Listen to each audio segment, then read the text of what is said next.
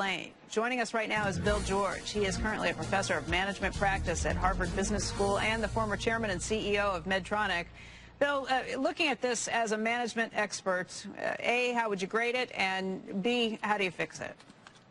Well, I give it a D-. I think that the president and his whole staff has treated this like a political issue. There's been no one in charge until very recently, and no one's tried to manage it. And frankly, no one's thinking about the consumer. No one's thinking about what is it like to go on healthcare.gov and try to sign up.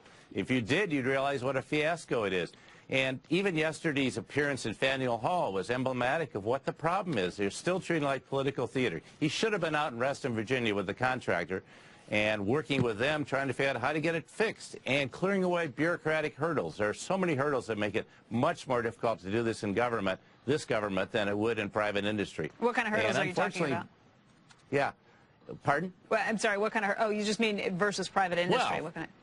You can't hire the people you need. You can't get the subcontractors. You can't get the people to help you. Fortunately, they finally put somebody in charge, this QSSI, it's the United Health Group subsidiary, and they're the biggest insurer and the biggest manager of these kind of programs. So, but they should have done this 3.5 years ago if they wanted to get on top of it. Now they're in the middle of a fiasco because they've got only not this problem, but they're canceling all these insurance plans for people, and people are going to be very upset when they find they can't keep their doctors. They're going to be more upset. So you're going to have to, you're in real time now, and I think they have to bring in the professionals.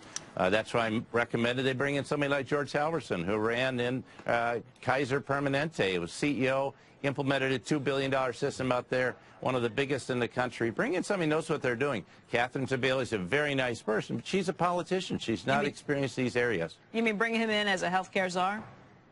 I'd bring him in as Secretary of Health and Human Services myself. Yes, I think that's what Bush did. Bush replaced the politicians with professionals like Bob Gates at Defense and Paulson at Treasury and Mike Leavitt at HHS. That's what you need in the second administration. Otherwise, they're not going to go anywhere, and this is going to be a real black mark on the president's record, I think. Kathleen Sebelius testified yesterday that she believes they will be able to get these problems fixed by the end of November, November 30th. You think that's realistic? I think it's mission impossible. I mean, I heard them say that. This is a big technical problem, big management problem. You've got a lot of software to fix. They'll make progress. I don't think they're going to be fixed. I think they're over-promising. That's what they've been doing all along, over-promising and under-delivering. And they put anyone who's working on it in a very difficult mode because there's a tendency. She blames the contractors. Now she's blaming the insurance companies. This is a blame game. That's the political game. That's not going to solve the problem. Bill, this is going to require a team of people to solve it. Bill, if you effectively try to halt things, at least temporarily, do you think you ever can rebuild the confidence in the American public to actually try this thing? Yeah, that's tough, Andrew. You're in real time. What I would do is I would slow things down. They set the standard so high. I don't know if the law gives them any flexibility to ease that out. I would push the date out from January 1. I don't think they're ready to force everyone. And I think what a lot of this whole system is built around getting younger people to pay for the older. Well, the younger, for less than $100, can opt out of the system. And I'm afraid a lot of them are going to opt out, and you're going to be left with the older, sicker people. And there's going to be no focus on staying healthy. That's my concern. Bill, you are the former Medtronic head, and there's been a lot that's been said about the tax on medical devices, that 2.3% tax. What do you feel about that? Well, it's a tax on innovation. It makes no sense. It was a penalty, really, for the medical technology industry not coming to the party as the insurance companies and Big Pharma did. You mean not having better lobbyists?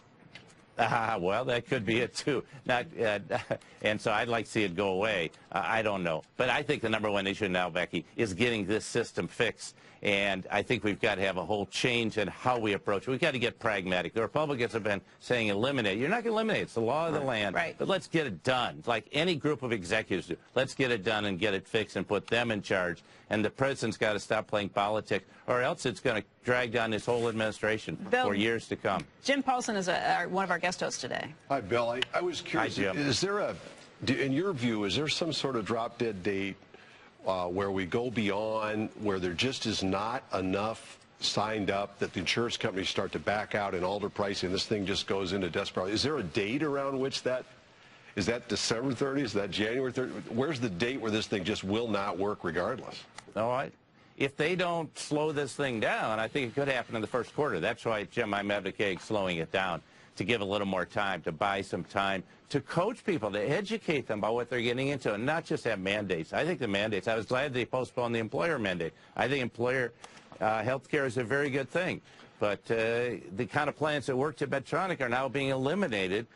Kaiser had to cancel 160,000 people because they didn't meet these new standards. Won't insurance companies get cold feet, though, if they slow this thing down and start to exit? Yes, I think.